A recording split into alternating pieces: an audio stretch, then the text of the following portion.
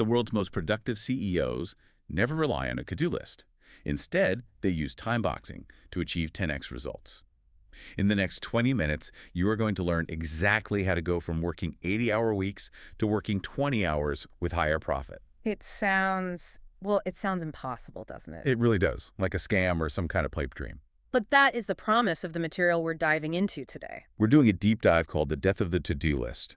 And the mission here, it's crystal clear.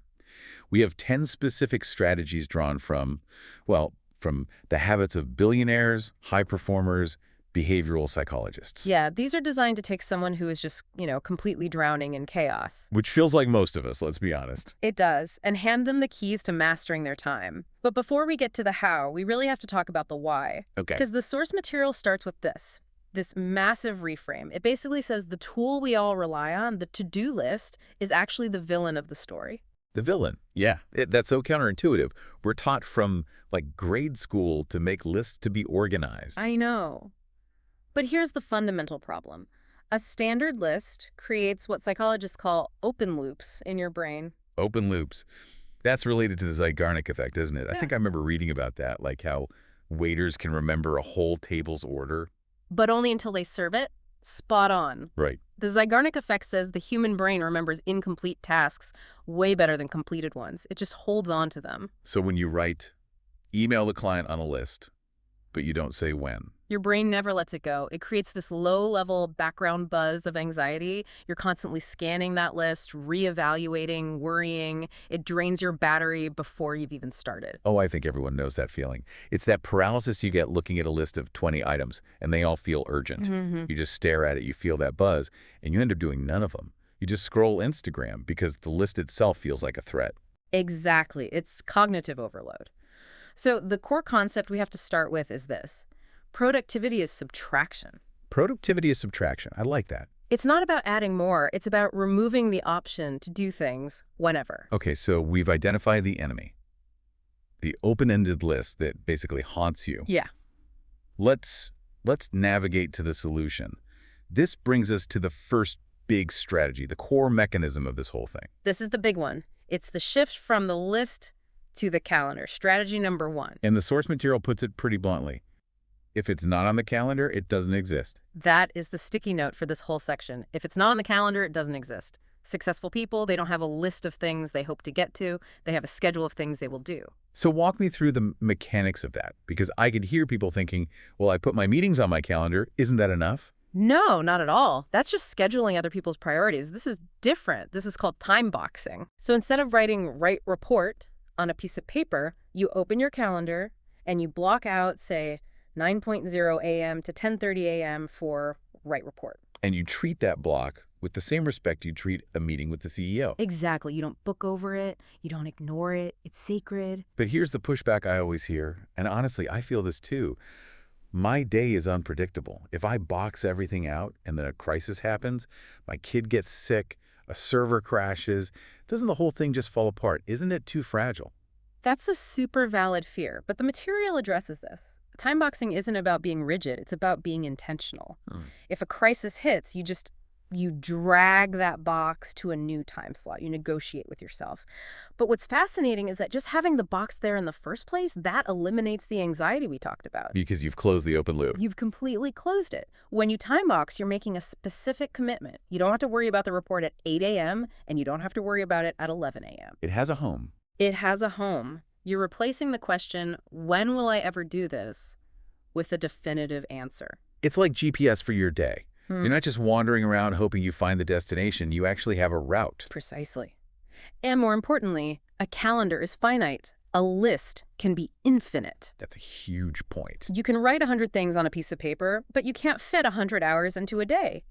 Time boxing forces you to be realistic about your capacity before the day even starts. Okay, so it forces the hard choices up front. Right. Instead of at 5:00 p.m. when you're exhausted and feeling like a failure. That distinction is massive. Okay, that was the first point, a big one.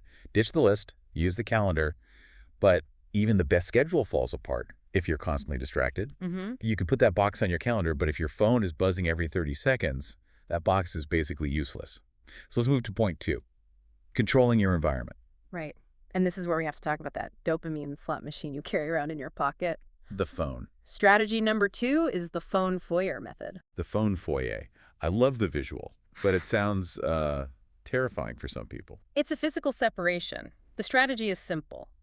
When you come home or when you enter your deep workspace, the phone stays at the door. It stays in the foyer. Imagine that feeling.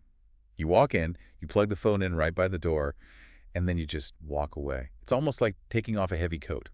That's a great way to put it, because that phone is heavy, cognitively speaking. There's research cited that shows even if your phone is silent and face down on your desk, It's just sitting there. your cognitive capacity drops just because it's in the room. Your brain is actively spending energy not looking at it. Wow. So you're leaking energy just by having it near you. That's wild. Yes. By leaving it at the door, you just eliminate the temptation. You create a physical boundary that protects your mental space. You're not relying on willpower anymore. You're just changing the environment. The silence must be deafening at first, but then I imagine incredibly peaceful. But distractions aren't just phones, they're people, right? Oh, absolutely. The coworker who stops by for a quick chat. The Zoom invite with no agenda. Which brings us to strategy number 5 in the material. The no committee. No committee. Okay, that sounds a little intense. Is this just about being difficult? Not at all. It's about addressing a root cause that destroys so many people's schedules. Yeah. People-pleasing. Yeah. We say yes to everything because we want to be helpful, or maybe we have a fear of missing out. Guilt is a powerful motivator. You don't want to be that person who always says no. It is, but the fix here is to default to no. The strategy suggests you treat every single request as if you have an internal committee that has to approve it. So it's a mental trick. Yeah. To buy yourself some time. Exactly. Instead of an immediate sure, you say, let me check my schedule and get back to you. It creates a buffer. It stops that knee-jerk yes and protects those time blocks you fought so hard to create. I like that. It depersonalizes it. Yeah. It's not you saying no, it's the schedule. It's the committee. Precisely. You are the guardian of your own time because, well, nobody else is going to be. Okay, let's do a quick reset. We've ditched the list for the calendar. We've secured the perimeter with a phone foyer and the no committee. Now let's shift to tactics for when you're actually at your desk staring at the work. This is the moment of truth. Right, because you can do all that prep and still just sit there. Yeah. So, strategy number 3, the 2-minute rule. This is a classic, but it's essential because it solves the problem of overthinking all the small stuff. So why do we fail here? Why do we let tiny emails pile up? We overestimate the effort. We let these tiny tasks accumulate. Replying to an email, filing a receipt, they become clutter. They occupy RAM in your brain. And the fix is just speed. If a task takes less than 2 minutes, don't schedule it, don't write it down, just do it immediately. It's like keeping the pipes clean. You let that sludge build up and it clogs the whole system. That's a perfect analogy. You clear the debris so you can actually see the road ahead. And speaking of what's on the road, that leads us to strategy number 6. We've cleared the small debris, now we have to move the boulder. This is Eat the Frog. One of the best names in all of productivity. I love it. It's from that Mark Twain quote, right? If you eat a live frog first thing in the morning, you can go the rest of the day knowing the worst is behind you. A vivid image. And it addresses a very real problem. Procrastinating on the most important tasks. Oh, I'm so guilty of this. I'll clean my entire office, organize my desktop, anything to avoid writing that first paragraph. That's called productive procrastination. You feel busy, but you aren't actually moving the needle. The fix is to identify your frog, that one task that will have the biggest impact, the one you are dreading. And just do it first thing. Before the emails, before the meetings, before your brain runs out of willpower, you eat the frog while you're fresh. So if you combine them, the 2-minute rule clears the pebbles, and Eat the Frog moves the giant boulder first thing. You're clearing the path, and then you're walking down it. Okay, we've handled the small stuff and the hard stuff. Now, speed. How do we get through the bulk of the work efficiently? This brings us to strategy 4, task batching. This one is so important because of the hidden cost of context switching. Okay, what's the data on that? Yeah. Because I think we all secretly pride ourselves on multitasking. Multitasking is a myth, a total myth. Really? The brain can't do 2 complex tasks at once. It just switches back and forth really, really fast. And the source here says every time you switch from writing a report to checking Slack and back, it creates something called attention residue. Attention residue. That sounds unpleasant. It's an efficiency killer. Yeah. A part of your brain is still thinking about the last task. And get this, It can cost you up to 20 minutes to get back into that state of deep focus you were in before. 20 minutes. That's insane. So if I check my email 3 times in an hour while writing something. You are literally never in a state of flow. You're operating at a fraction of your real intelligence. Imagine your brain is a computer. Every time you switch, you have to shut down, reboot, and reload all the files. That's a great metaphor. You can almost feel the gears grinding. So the fix is task batching. You group similar tasks, do all your emails in one block, do all your phone calls back to back. You stay in the same mode. Exactly. You maintain flow. You aren't rebooting 50 times a day. But even with batching, sometimes the work just expands. Yeah. You give yourself an hour, but it takes 3 because you're tweaking the font or something. And that is strategy number 7, Parkinson's law. Okay, explain this one. It sounds like a law of physics. It basically is, but for time. Parkinson's law states that work expands to fill the time available for its completion. I live this every single day. If I have all day to clean the garage, it takes all day. If guests are coming in 20 minutes, it takes 20 minutes. That is the perfect example. Give yourself a week for a proposal. Your brain will find a way to make it take a week. Give yourself 2 hours. And somehow you'll get it done in 2 hours. So the fix is to basically lie to yourself about deadlines. In a good way. You set artificial deadlines. You force completion by creating urgency. You say, this draft has to be done by 11 a.m., even if the real deadline is next Friday. It forces you to focus on what's essential. Exactly. It forces efficiency over pointless elegance. Okay, so let's quickly recap. We are time boxing on a calendar, protecting our environment, doing 2-minute tasks instantly, eating the frog first, bashing our work, and setting tight deadlines. That is a lot. It's a complete system overhaul. But the problem with overhauls is they usually last, 3 days? And then we crash. So this brings us to the final section, sustainability. How do we keep this going? Strategy number 8, the weekly review. And this is where most people fail, right? They never check the engine. They just keep driving until the wheels fall off. The weekly review is your pit stop. The source suggests doing a Friday audit. You look back at your week. What are you looking for? Just checking off what you did? No, you're looking for patterns. Did you actually eat the frog on Monday, or did it get pushed to Tuesday, then Wednesday? Did you stick to your time blocks? Where did the interruptions come from? It's a feedback loop. Without reflection, you can't improve. You're just doomed to repeat the same mistakes next week. This separates the planning from the doing. And speaking of planning, we have to talk about biology. We aren't machines. Which brings us to strategy 9, manage energy, not time. This is such a nuanced but critical point. We tend to see every hour on the calendar as equal.